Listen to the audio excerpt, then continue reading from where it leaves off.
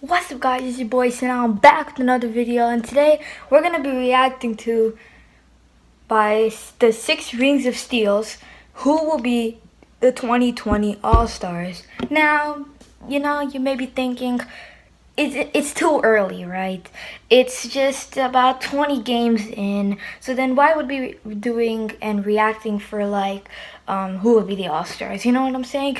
But see, we kind of want to know, because the All-Star game is just, like, some NBA players are sometimes classified of how many All-Stars they've been. Like Kobe, a 19-time All-Star in a 20-year career. That's big, right? Like, every single year he's been one of the best in the world. So yeah, we're gonna be reacting to that. So yeah, let's get right into it. Today I'm here with my just a little bit too early All-Star picks for the 2020 All-Star game. So yeah, I'm going to be giving you guys my Eastern Conference starters, bench, Western Conference starters, reserves for the All-Star game. Now this is who I think deserves it at this current moment. I'm going to make another one of these like a week before the picks come out. So a lot is going to change between now and then. Either it's injury, performance-wise, or a team's record. So yeah, these are just my personal opinions. If we can get maybe 800 likes on this video, I'd really appreciate that. And let me know your All-Star starter. You should like him, you know what I'm saying? He's a great guy. I react to a lot of his videos, so I think in my opinion, I should just react to him. So yeah, watch his videos. His name is the Six Rings of Steel. Yeah, let's just continue. In the comments below. So yeah, without further ado, let's get into this. Now we're going to start with the Western Conference starters. Now for the point guard position, I'm going to have a player that has yet to make an All-Star game, and he's 20 years old, and that is Luka Doncic. Now, yep, Luka Doncic is a small forward, and I'm going to have him starting in the All-Star game, but he 1,000% deserves. I think he was the Western Conference Player of the Month for October and November. He's been absolutely balling. He had a 35-point triple-double in 25 minutes a couple of days ago or weeks ago. But yeah, he's been absolutely balling for the Dallas Mavericks. They have the 4th seed, maybe 3rd. I think 3rd or 4th seed, I'm not sure, y'all. But yeah, they're you never know if they face LeBron and the Lakers in the second round. That'd be a great series to watch. A lot of people thought the Mavericks were going to be a fringe playoff team to start the year, but currently 16 games into the season, 16. The Mavericks are 11-5, and it's mainly because of Luka Doncic. Luka is averaging 30.5 points a night, 10 rebounds, and 9.8 assists. He's 0.2 assists away from averaging a 30-point triple-double in his first 16 games. That is insane. He's shooting 35% from 3 on 9.5 attempts a night. He has a 49% assist percentage, and if you know what that stat means, that is absolutely insane. Yeah. He's leading the league in win shares per 48, offensive box plus minus overall, and wins above replacement. And oh yeah, he's only 20 years old. So yeah, this was an easy pick. He's playing 77% of his minutes at the point guard position, so I have him at the starting point guard spot of the Western Conference All-Star team. Now, just like Luka, the player I have at the shooting guard position is also an early MVP candidate, and that is James Harden. This was an easy pick. If you like him or not, if you love him or hate him, this is an obvious pick at the shooting guard spot as a Western Conference starter. James Harden is averaging 38 points a night. That alone should have him as a starter. Games, also, 8 assists, 6 rebounds with a positive, effective field goal percentage and true shooting percentage. Yes, he is taking...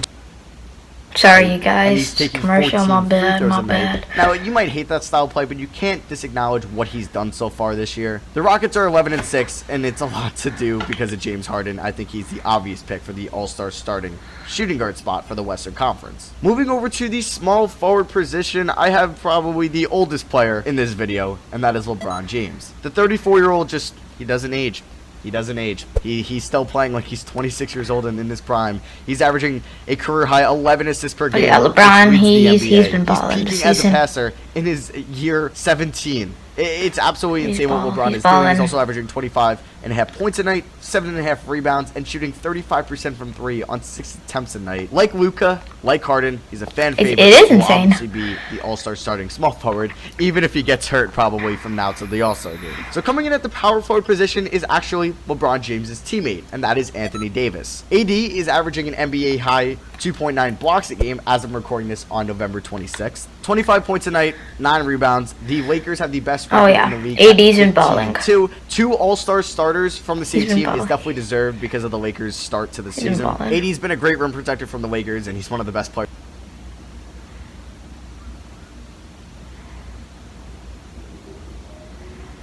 Yeah, but yeah, I mean I think the Mavericks, I think an all-star starter. blew their If some of these guys maybe don't pan streak. out on the But bench, they've been still so yeah, I have really 80 good. as a They've been starting really good. 4 in the All-Star game. And wrapping out the West All-Star starters, I have KarlAnthony Towns. Yep, KarlAnthony Towns is confirmed a demigod. He is shooting 9 threes a night and hitting 44% of them. Guys, he's 6'11". He's averaging 26 Cat has been balling this 12 and a half season. rebounds, 4 assists, shooting 78 from the Yeah, line, 9 51% threes. from the That field. is- that's- and the that's Minnesota not bad. Timberwolves That's good. are 9-8 to start the season. Now, come All-Star time, they might not be above 500, but either way, I think he edges out Rudy Gobert and Nikola Jokic at the moment to be the All-Star starting center for the Western Conference. So now we start the bench for the Western Conference. Now, we're going to start off with somebody that I think would have been an All-Star starter at this moment if his team had a better record. Yeah, and I that agree. is Damian Lillard.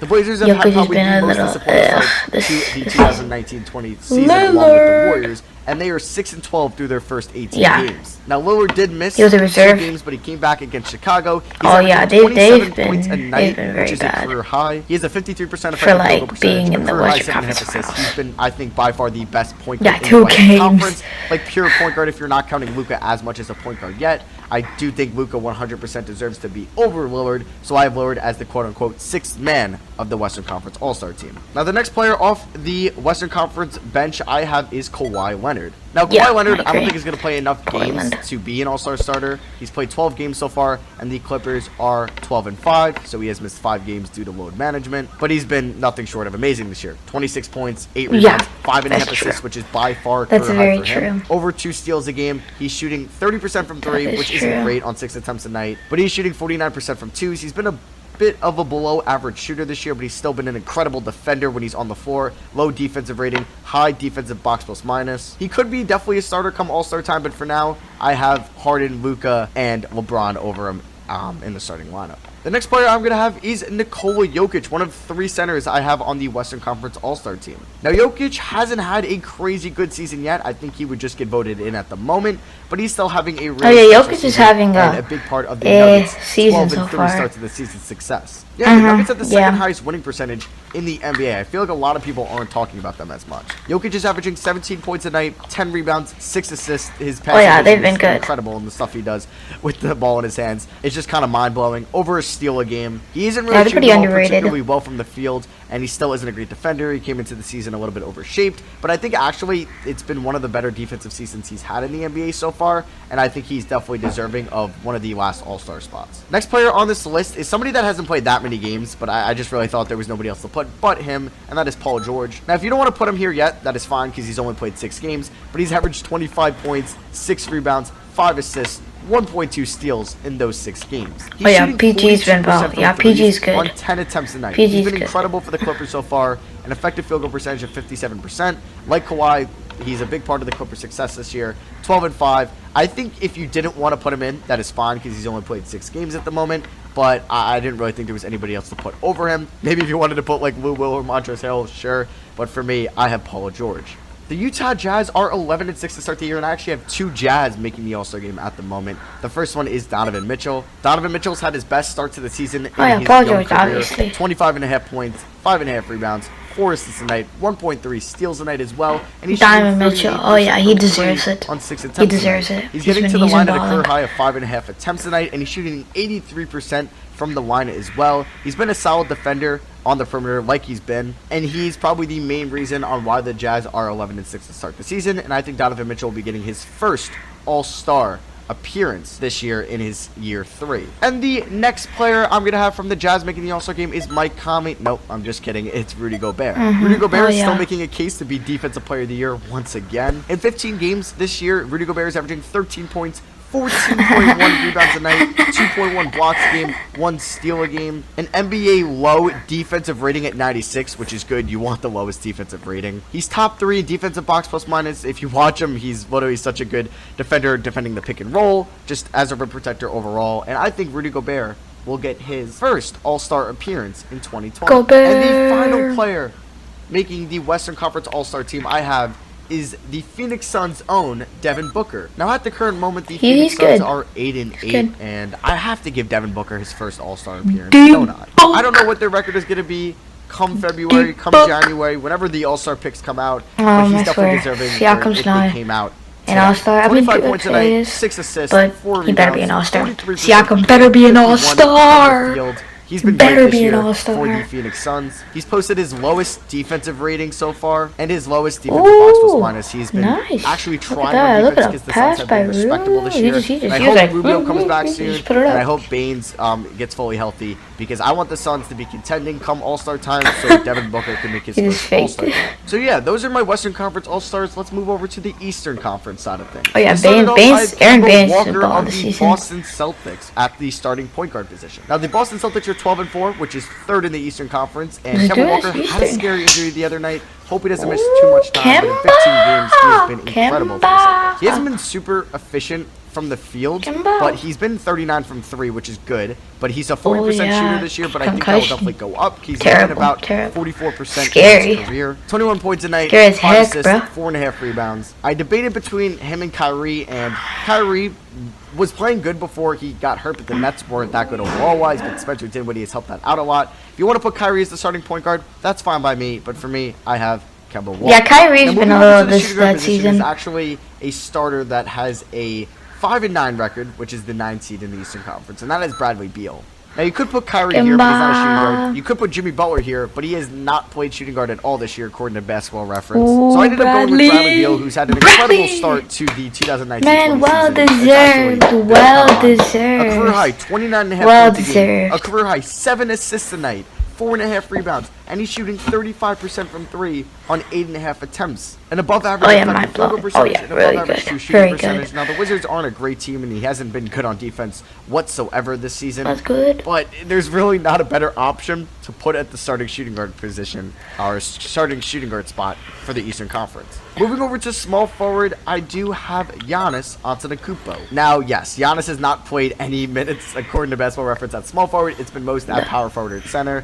But the other 3 guys I wanted to put in here, so I put Giannis at small forward. Giannis Antetokounmpo, in my opinion, is the MVP frontrunner at the moment. 31 points a night, 14 rebounds, 6.5 assists. Okay. The Bucks have the best record in the Eastern Conference, second best in the NBA at 14-3. And the reason I put him above Luka is better be Siakam at the power forward position as well. I don't think people realize that he was the top 3 defensive player last year. Giannis has been shooting threes this season, bro. He was going to win Defensive Player of the Year award, but I didn't think the voters wanted to give him both awards. And I think that would be the same for him this year. I think he's been arguably the best defensive player in the NBA this year. Over a steal a game, over a block a game. He's up there in defensive box plus minus, up there in defensive win shares. He's actually leading the league in defensive win shares, and he's also leading the league in PER. He's been good. If you watch him every night, he's just incredible on both ends. He's not bad. He was a start pick for the Eastern Conference. So for the power forward position, I have Pascal Siakam.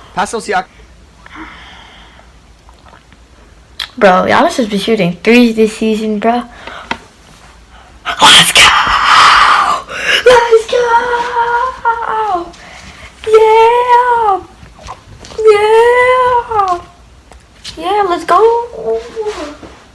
Might win most improved player again this year, averaging 26 points, 8.5 rebounds a night. Also 4 assists, which is nice to see. He's shooting 37% from 3 on 6 attempts a night. He's been incredible on the defensive end. You never know if that happens. The other night against the Sixers, he had a game-winning steal or game-winning tip on a Ben Simmons pass to Tobias Harris. He's been incredible on both ends of the floor, and I think he's definitely deserving of an All-Star starter this year, and this would be his first All-Star game. And for the center position, it was tough. Like, you could maybe put Butler in here and then move Giannis to center, but I ended up going with Joel Embiid. Now, this is probably Embiid's worst start to the season since his rookie year. 21 points a night, 12 rebounds, 3 assists is still incredible for Embiid. He's shooting 33% from 3 on 4 attempts a night. He's still a really good rim protector, and I think he's definitely going to be an all-star starter, or at least an all-star in general. And I have him starting at the center position for the Eastern Conference. Just so for the first guy off the bench, defense is so good on Joel Embiid, man. Our defense is exceptional on the offensive end. He's shooting 94% from the line, 50% from twos, 34% from Kyrie Irving, 44% from the field. He's posted a career high in assists at 7.2, 28.5 points a night. He's been incredible for the Nets. They weren't doing great before he got hurt, but I think he'll 100,000% make the All-Star game this year. Next player I have is Jimmy Butler. Now, Jimmy Butler hasn't been incredible on the offensive end, but his defense and, his above-average offense, I think, deserves a spot. Yeah. Let's go, Jimmy Buckets. Oh yeah, his defense has been wonderful. I think he just let like Bam and Kendrick Nunn, Tyler Hero, let those, especially Kendrick Nunn, to just like go and be that guy, and also Gordon Dragic, also let just them go and be the offensive side, and let Jimmy and maybe Bam kind of like handle the defensive side, since they're really good at that. Because Jimmy's a two-way NBA player. He could be the offense or the defense. So maybe he just needs some help on defense. So maybe he's doing a little bit of both of that. He's a big reason why the Miami Heat are 12-4 and second in the Eastern Conference at the moment, and I have him making the All-Star game for his first time in Miami. Now, let's keep talking about Miami. And I'm going to have a surprising pick here that I don't think a lot of people would have expected. And I have Bam Adebayo making his first All-Star game. Yes, Bam Adebayo, averaging 14 points, 10 rebounds, 4.3 assists a night. Ooh, Bam! Speaking of Bam, I mean, the only way I can see Bam kind of come in is that he, first of all, just balls out this entire season, or somebody in maybe the like All-Star game, maybe one or two people, they could be, that.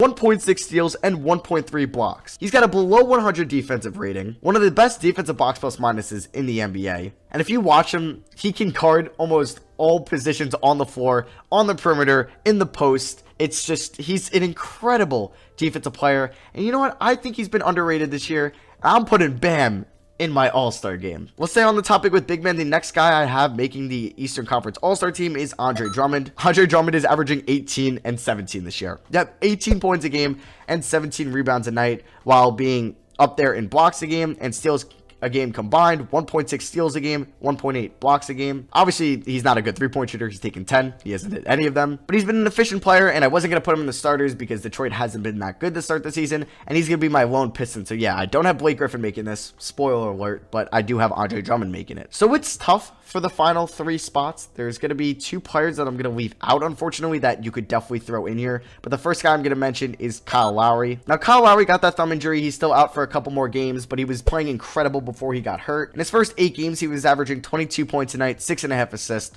4.3 rebounds, shooting 43% from 3 on 8.5 attempts a night. The Raptors were playing well. They still are without him, but I think Kyle Lowry, he's been playing incredible this year. He made the All-Star game last year, and I think he was actually playing a little bit worse to start the year. So I think Kyle Lowry is going to take one of the Eastern Conference reserve spots this year. 2 more players to go. The first one we are going to talk about is Trae Young. Yep, another sophomore. I know the Hawks haven't been good this year. They started off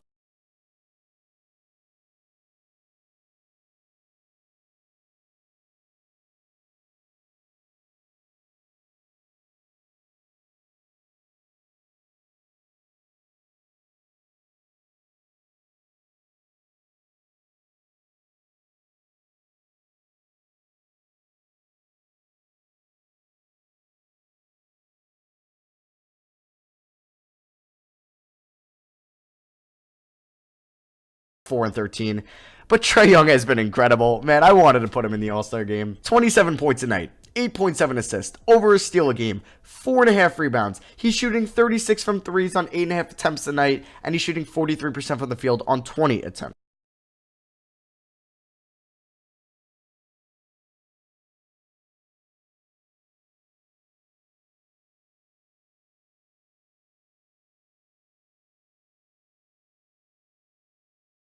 tonight. He might be arguably the best passer in the NBA. Obviously, it's like him, Luka, and LeBron, but he's up there already in his sophomore year. I know the Hawks are bad, but I had to put Trae in. He's been incredible this year, and I think he's been a lot better than some other guys that you could have considered. So yeah, I have Trae Young making his first All-Star game, joining Pascal Siakam and Bam Adebayo in that. So the final player I had, I could have chose between 3 players.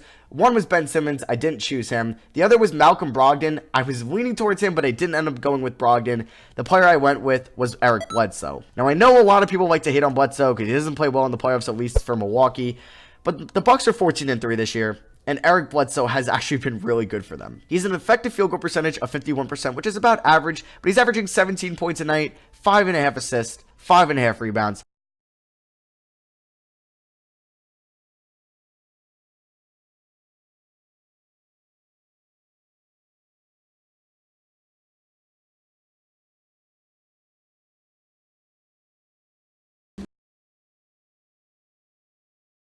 And he's been a really good defensive player to them, and I wanted to put him in. Now, if you wanted to put Malcolm Brogdon over him, that is perfectly fine by me, but with like no Kevin Durant this year, no Oladipo so far, it was pretty hard to figure out that last spot. Ben Simmons has struggled, so has Tobias Harris. I didn't end up going with Tatum or Jaylen Brown. If you even want to consider Spencer Dinwiddie, that's fine by me, or Nikola Vucevic. Blake Griffin as well, but I ended up going with Eric Bledsoe. So yeah, those are my all-star picks. I hope